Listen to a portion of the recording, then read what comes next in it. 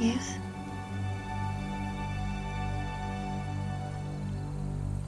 Would you marry me?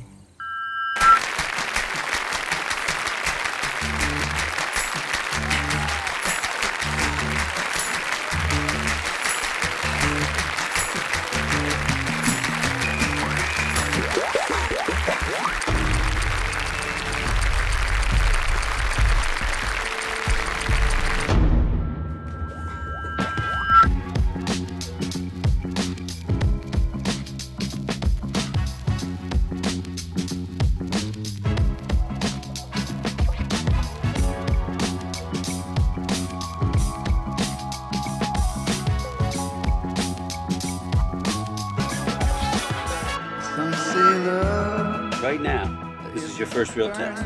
Remember your training. They have hot dogs. What's cola? Poison water.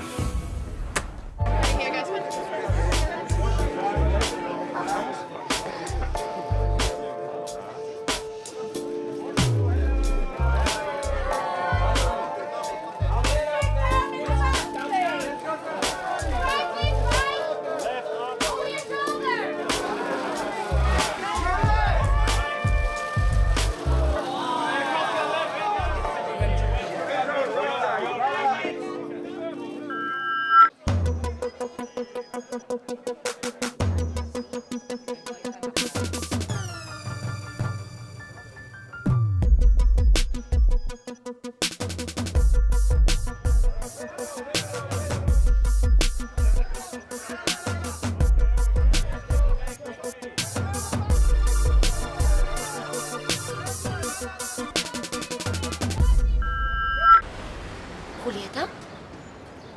Ella. No me lo puedo creer. ¿Julieta? ¡Madre mía! ¡Qué sorpresa! The original idea comes from a Canadian novelist called Alice Munro. And in fact, it comes from 3 short stories in a collection called Runaway. So, okay, there were the scenes in the train, but apart from that, I rewrote everything.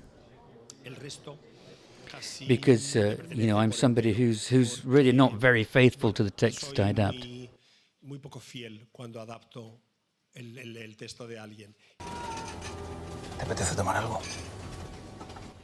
I'm a son of Technicolor, and the very first film that I remember when I was a kid, it was in Technicolor with these very vibrant, contrasted, bright colors. I'm, you know, a child of the 1960s, so it's pop art, which I think can be characterized by these very bright colors.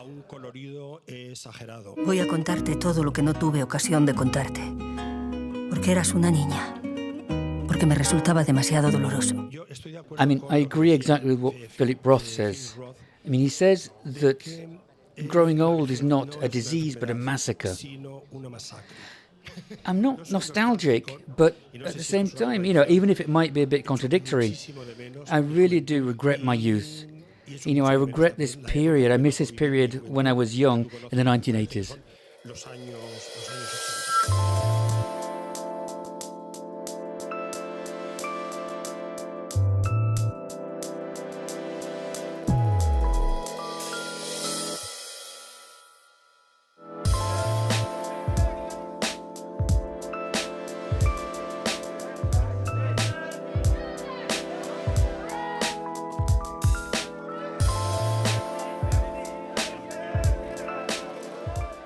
What are you waiting for?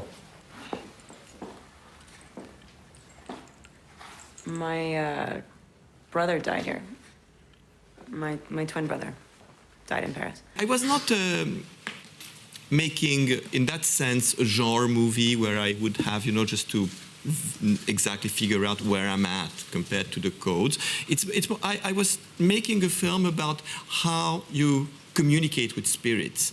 I was surprised every day by how scary the movie was. I thought that it was trippy when I read it. I thought it was dreamy and surreal and really existential, but not to sound too pretentious, but like what surprised me was the adrenaline of the momentum.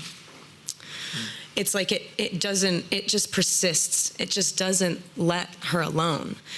And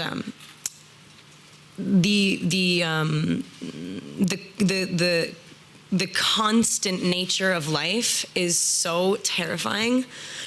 Like you can't get away from it. Like right now, I can't get out. I can't get out of here. I cannot get out of right here. And that is scary. You're staying here to mourn. No, I'm waiting. I told you I was waiting. What are you waiting for? So we made this oath. Whoever died first would send the other a sign. A sign? From the afterlife? When I was little, that was actually what I was most genuinely afraid of, though. I wasn't afraid of people like breaking in my house or like monsters. I was genuinely like would sit up at night and be like, "Who's in here?" Like, so it's definitely coming from somewhere pretty real. I think that we use the word ghost to express things which are very, very varied, if you like. The most obvious thing is something that we all share, and it's the feeling that we have of not being alone. I mean, you know, we live materially, practically. We go to festivals, we show a film. I don't know.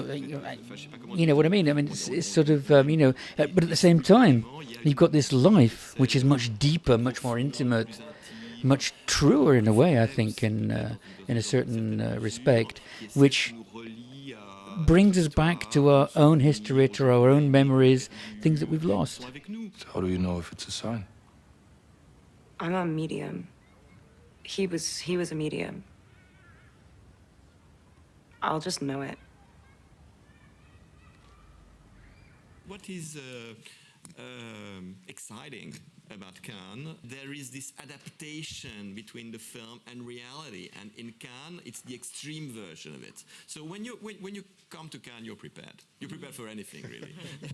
You just go with the flow, yeah, and happy with what comes to you. But if you imagine you get birds and people are booing, No, they did in my case. Oh, sorry, I'm going to...